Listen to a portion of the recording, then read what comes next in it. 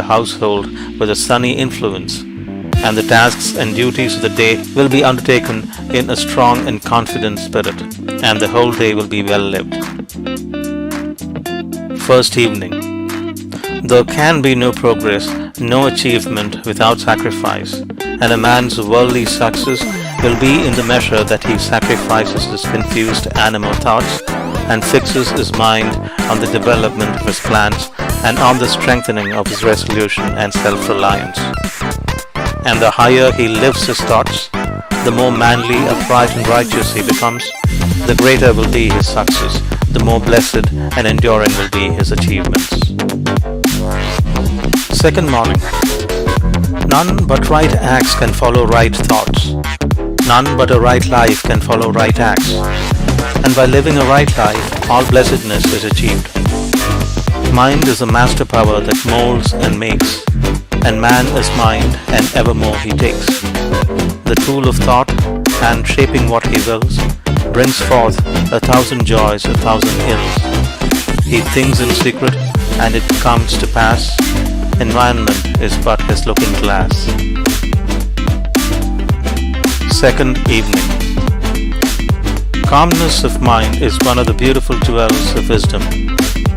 A man becomes calm in the measure that he understands himself as a thought-evolved being, and as he develops a right understanding and sees more and more clearly the internal relations of things by the action of cause and effect, he ceases to fret and fume and worry and grieve, and remains poised, steadfast, serene.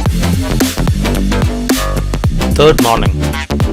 To follow, under all circumstances, the highest promptings within you, to be always true to the divine self, to rely upon the inward voice, the inward light, and to pursue your purpose with a fearless and restful heart, believing that the future will yield unto you the need of every thought and effort, knowing that the laws of the universe can never fail, and that your own will come back to you with mathematical exactitude. This is faith, and the living of faith. Third evening.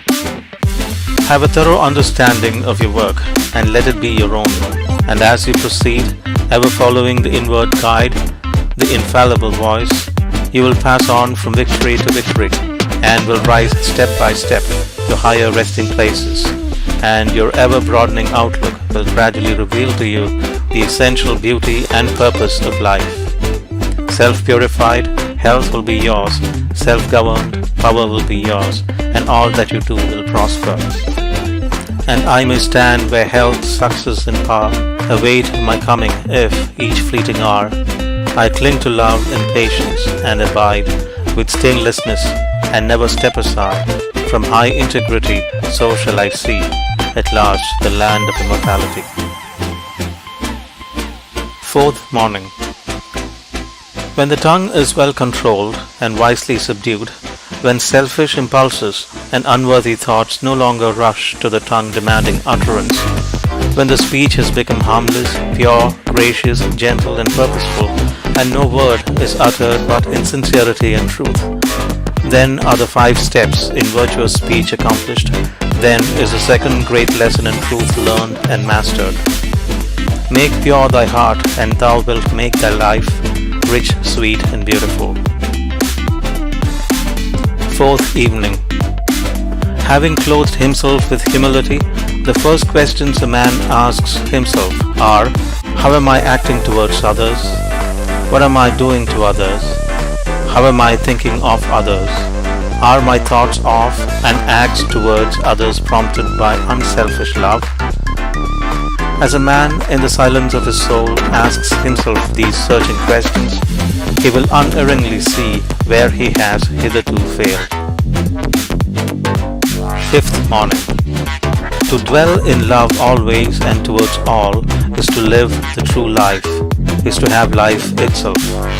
Knowing this, the good man gives up himself unreservedly to the spirit of love and dwells in love towards all, contending with none, condemning none, but loving all.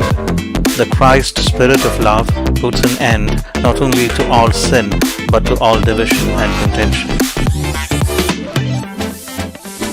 Fifth evening. When sin and self are abandoned, the heart is restored to its imperishable joy. Joy comes and fills the self-emptied heart. It abides with the peaceful. Its reign is with the pure. Joy flees from the selfish. It deserts the quarrelsome. It is hidden from the impure. Joy cannot remain with the selfish. It is wedded to love. Sixth morning.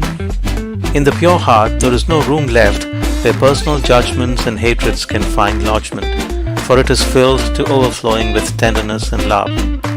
It sees no evil, and only as men succeed in seeing no evil in others will they become free from sin and sorrow and suffering.